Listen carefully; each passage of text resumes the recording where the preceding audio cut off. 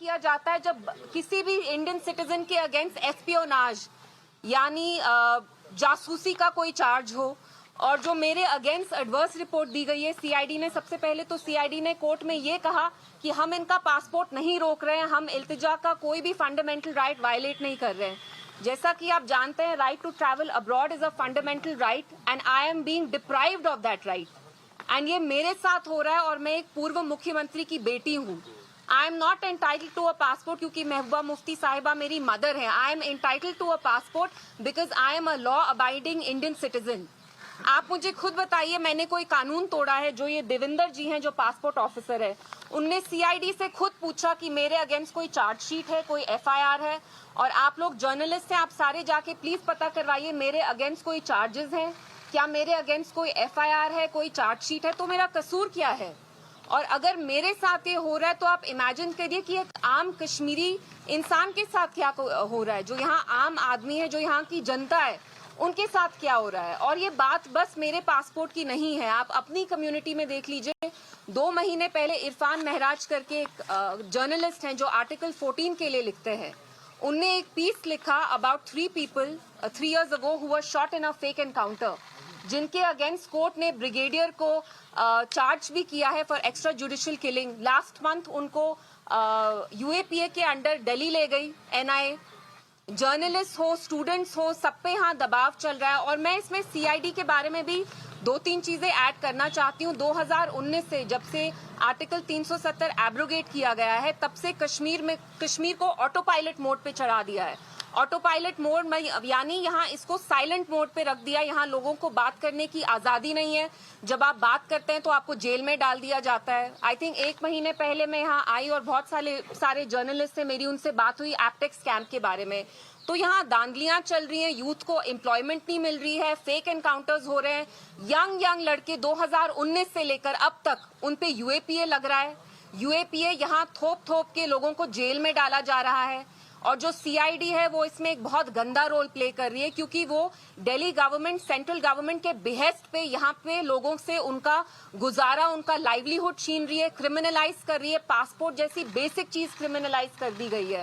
आप मुझे खुद बताइए, मैं तो एक लॉ अबाइडिंग सिटीजन हूँ, क्या मैं नीरव मोदी हूँ? क्या मैं फ्यूजिटिव हूँ? क्या मैं टेररिस्ट हूँ? मैं देशद्रोही हूँ? अगर मैं मरकजी सरकार के अगेंस्ट कोई बात करती हूँ तो क्या वो मुल्क के अगेंस्ट बात करना होगा क्या? I mean, मेरा कसूर क्या है? And this is not just about me. मेरे जैसे बहुत सारे लोग हैं, स्टूडेंट्स हैं, जर्नलिस्ट हैं, आप में से भी बहुत सारे लोग हैं जिनका पासपोर्ट रोक दिया गया है, आपको नो फ्लाई लिस्ट पे रखा गया है। तो यहाँ पे तो 2019 से कनपट्टी पे गन रख के यहाँ पे एक नॉर्मल सी इम्पोज की गई है सब पे। तो कोई अपना मुंह खोलता है, जबान अभी चलाई नहीं होती है तो आके आपको पुलिस आके अरेस्ट कर लेती है। और जो सीआईडी है यहाँ, वो एक बहुत गंदा किरदार प्ले कर रही है।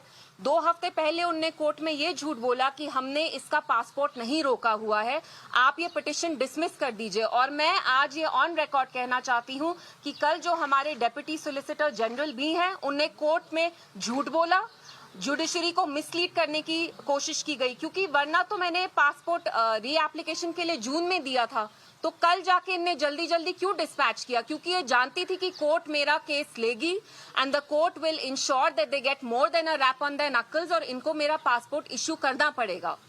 और जैसे मैंने कहा, बात मेरी ही नहीं है, मैं बाकी लोगों के लिए भी बात करती हूँ। यहाँ जो चल रहा है, जो धांधली चल रही है एलजी एडमिनिस्ट्रेशन में, इतने स्कैम्स हो रहे हैं।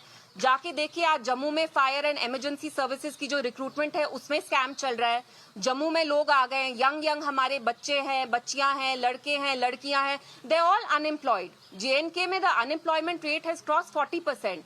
तो यहाँ आपने मुंह खोल के आप उसके बारे में बात करते हैं तो आपको पनिश किया जाता है। अल्लाह ताला ने हमें जबान तो इसीलिए दी है ना इंसानों को, कि आप बात करें, जो जाहिर बात है वो आप बोले, परसीव करें, आप में इंसाइट है, आप अपने आप को एक्सप्रेस करें। तो ये तो मेरा फंडामेंटल राइट है। पासपोर्ट ही मेरा फंडामेंटल राइट नहीं है? बात करना, अपना ओपिनियन एक्सप्रेस करना as an Indian citizen, these are my fundamental rights. तो आप मुझे ऐसे क्यों ट्रीट कर रहे हैं कि कोई मैं हार्डन क्रिमिनल हूँ? मैं नीरव मोदी हूँ? क्या मैंने बैंक से हजारों करोड़ का लोन लिया है? क्या मैं बैंक लोन डिफॉल्टर हूँ? क्या मैं कोई कॉनमैन हूं? मैं किरण पटेल हूं? जो कॉनमैन आते हैं किरण पटेल जैसे जी, उनको तो सीआईडी लाल बत्ती के साथ पूरा बंदोबस्त सिक्योरिटी का करके आप उनको अच्छे से लाल टोपी वाली सलाम करते हैं। तो मेरी क्या गलती है, आप मुझे बताइए। और कश्मीरियों का क्या कसूर है? यहाँ पे तो हमने बात हम ये कहते हैं कि यहाँ गलत क्या चल रहा है, उसमें भी आपको प्रॉब्लम है। जर्नलिस्ट के साथ आपको प्रॉब्लम है, स्टूडेंट्स के साथ आपको प्रॉब्लम है। खुर्रम परवेज, फहाद शाह, सजाद गुल, इरफान महराज, कितने लोगों को आप जेल में डालेंगे?